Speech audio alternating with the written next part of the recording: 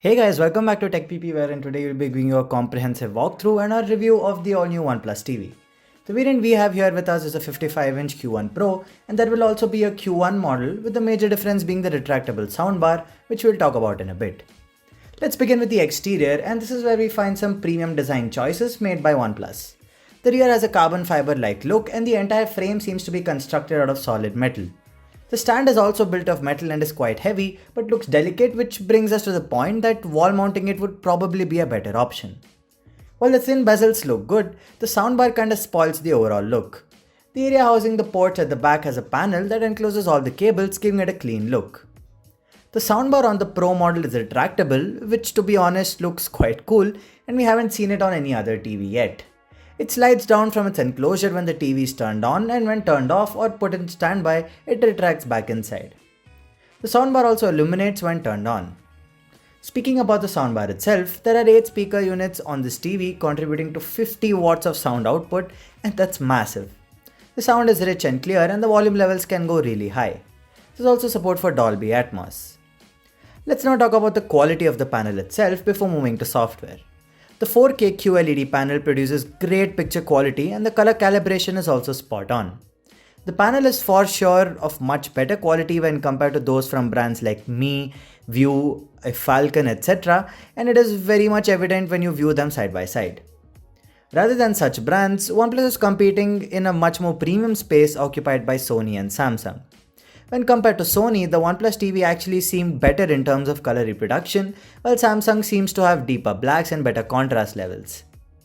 Purely based on picture quality, OnePlus has managed to source some really good quality panels, and you will be impressed watching any form of content on this TV.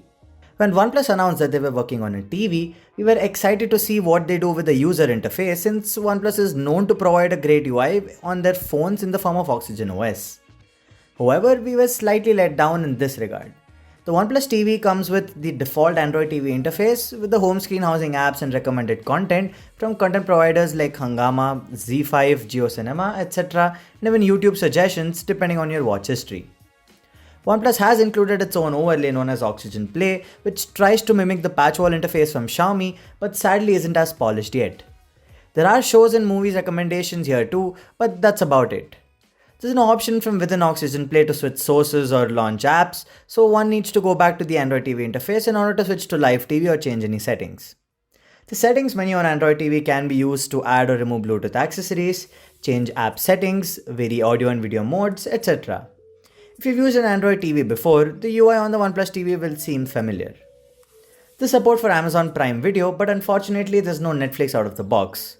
OnePlus says it will come at a later stage, but we're not sure how soon. The remote that comes with the OnePlus TV has a very minimal design, and rather than taking in removable batteries, it charges over USB-C. The remote houses just the bare minimum buttons and is built really well. There's a mic on the remote itself to speak to Google Assistant. The Assistant can be asked to find content throughout the UI and can even be used to switch to Live TV.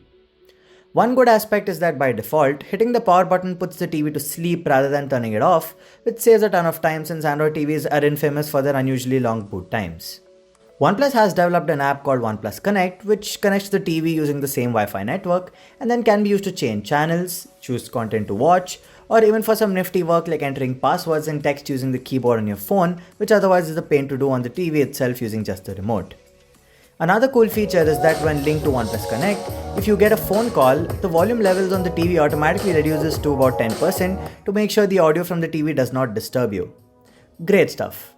You can even take screenshots of the TV screen and play local content from your phone onto the TV right from the app. However, the app itself is buggy and the TV keeps disconnecting every now and then, so while the concept of the app is great, it's still a work in progress. So, what do we think about the OnePlus TV? Well, it has a premium quality panel with great color reproduction, crazy good sound quality, a cool looking retractable soundbar, and almost bezel-less design. The software for the most part is generic, and Oxygen Play could have been more functional and useful. OnePlus Connect is buggy as well and needs to be worked upon, but the features it offers are quite handy. We're not aware of the exact price at the time of shooting this video, but the MRP on the box suggests Rs 1,99,999, which seems way too steep. We expect it to be priced at around the Rs 70,000 mark, which is still pretty competitive considering the TVs from Sony and Samsung can go up to Rs 1 lakh. Let us know what do you think about the OnePlus TV, and if you have any questions or queries, or you want us to make specific videos regarding something related to the TV, let us know in the comment section below and we'll make it happen. Thank you so much for watching, and we'll see you around.